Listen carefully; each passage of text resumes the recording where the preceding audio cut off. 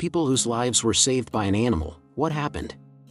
My best friend, Dan, had adopted a shelter dog, Blocks. Blocks was a whack job, boundless energy, very hard to housebreak, a challenging dog altogether. Nevertheless, Dan wasn't the kind of guy to give up on a dog, so he kept trying to get Blocks to listen. Her name, Blocks, was because she was dumb as blocks. Or so we thought. Blocks would consistently break out of the fenced-in yard by either jumping over a 6-foot fence or digging holes underneath it. We filled the holes, added boards pointed in at the top of the fence to keep her in the yard. Nothing helped. Blocks was not going to be kept in a yard.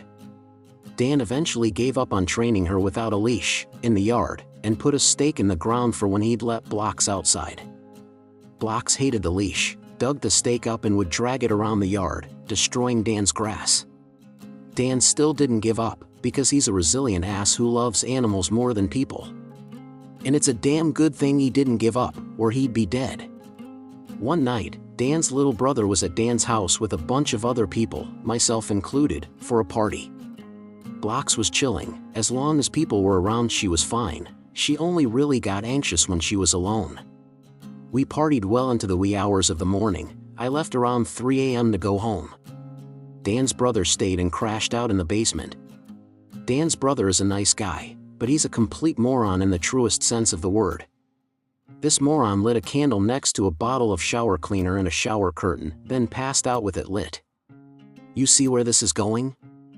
As his house was beginning to be swallowed in the roaring flames of the fire, Blocks ran into Dan's room, jumped on the bed, and started barking in his face, over and over and over and over until Dan woke up from his booze-soaked slumber.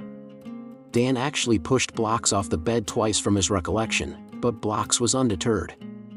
She kept jumping back up on the bed, wasn't allowed on the bed, and barking in Dan's face.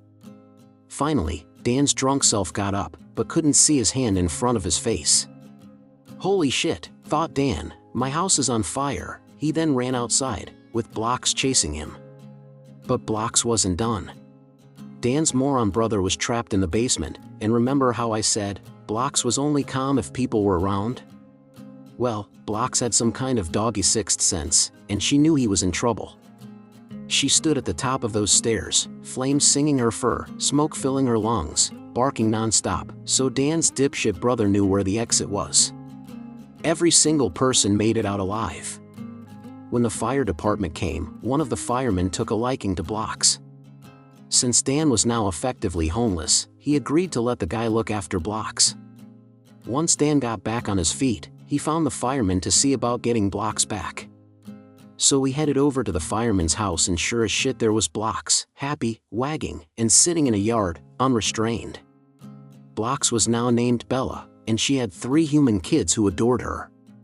The fireman told Dan he could have his dog back, but Dan is the kind of guy who loves animals more than people, even himself.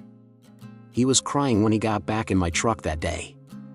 Through tears and snot, Dan said, for the first time ever I can say one of my rescues is in a better place, and actually mean it.